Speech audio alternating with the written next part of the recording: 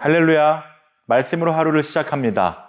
하나님이 허락하시는 귀한 은혜가 저와 여러분들 가운데 있기를 소망합니다.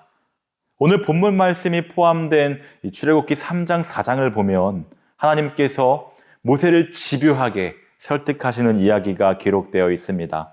저는 본문을 묵상하면서 하나님의 입장을 한번 생각해 보았습니다. 얼마나 답답하셨고 얼마나 힘이 드셨을까? 그 인내심과 이해심에 그저 놀라울 따름입니다. 그리고 그 사랑에 감탄할 뿐입니다. 돌이켜보면 하나님께서 저 때문에 얼마나 속 썩으셨을까라는 생각을 해보는데요. 이해하지 못하고 깨닫지 못하고 고집부리고 버티고 뭐만 하면 뭐만 안 되면 등 돌려버렸던 게 저란 존재였거든요. 하나님께서 이렇게 우리를 사랑해 오셨고 또 오늘도 깨닫지 못하지만 참으시고 기다리시고 설득해 오십니다. 할렐루야. 3장에서는 말씀으로 설득하시죠.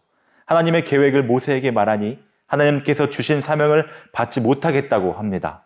그리고 12절이죠. 하나님이 이르시되 내가 반드시 너와 함께 있으리라.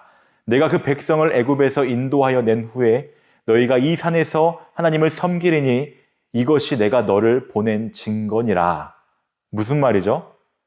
자격 없다고 능력 없다고 거절하지 말고 애굽으로 가라 말씀하신 것이죠.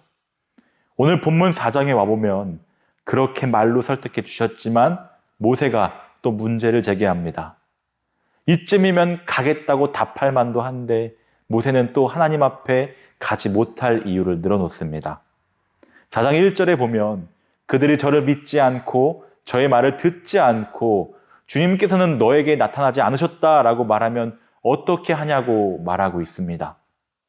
하나님께서 이제 표징으로 보이시며 모세를 설득하십니다. 하나님께서 모세에게 들고 있던 지팡이를 땅에 던지라고 하십니다. 모세가 그렇게 하자 지팡이가 뱀이 되었죠. 그리고 이번에는 꼬리를 잡으라 하셨습니다. 그렇게 하자 뱀이 원래대로 지팡이가 되었죠. 하나님께서 모세가 들고 있는 지팡이를 통해 역사하시겠다는 약속입니다. 앞으로 이스라엘 백성들을 출애굽시키는 과정에서 하나님께서 모세의 지팡이를 통해 역사하시겠다는 약속을 미리 보여주신 것입니다. 모세의 지팡이가 대단한 물건일까요? 모세의 지팡이가 도깨비 방망이처럼 신비한 능력을 가진 물건이었을까요? 아니면 비비기만 하면 신비한 능력을 가진 거인이 튀어나와 무엇이든 원하는 대로 다 들어주는 알라딘의 램프였을까요? 아닙니다. 전혀 그렇지 않습니다. 하다못해 모세의 지팡이는 하늘에서 내려주신 것도 아니죠. 모세가 장인 이드로의 양무리를 칠 때 어디선가 지팡이로 쓸만한 나무를 꺾어 대충 다듬어 가지고 다니던 것이었습니다. 특별한 나무가 아니었다는 말이죠. 모세의 지팡이는 바로 하나님의 권능을 상징합니다. 별것이 아닌 나무 막대기에 하나님의 능력이 임하신 것입니다. 모세의 지팡이는 초라하지만 하나님의 권능이 임하시니 한낱 광야에서 자라던 이 나무의 한 줄기가 홍해를 가르는 역사를 일으키게 되었던 것입니다. 하나님께서 이번에는 모세에게 손을 품에 넣어보라고 하셨습니다. 그대로 하자 그 손에 나병이 걸렸습니다. 아주 흉하게 되었죠. 그러자 다시 한번 그 나병 걸린 손을 품에 넣어보라고 하니 그 손이 원래대로 되었습니다.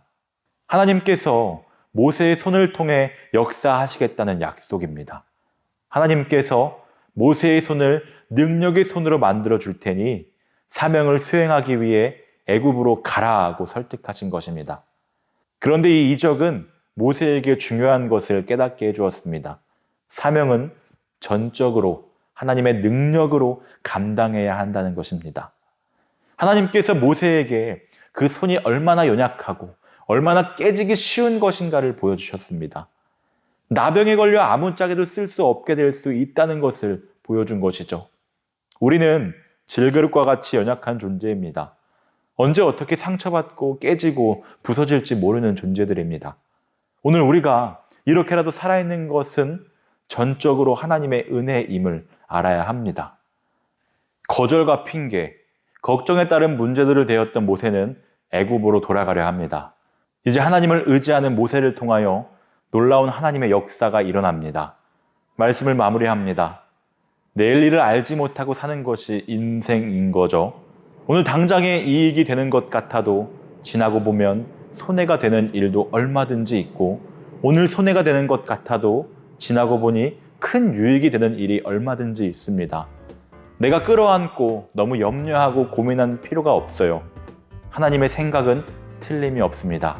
하나님의 방법은 실수가 없습니다. 우리의 과거를 아시고 현재를 아실 뿐 아니라 앞날을 알고 계시는 주님 앞에 맡기며 사는 복된 인생 되기를 원합니다.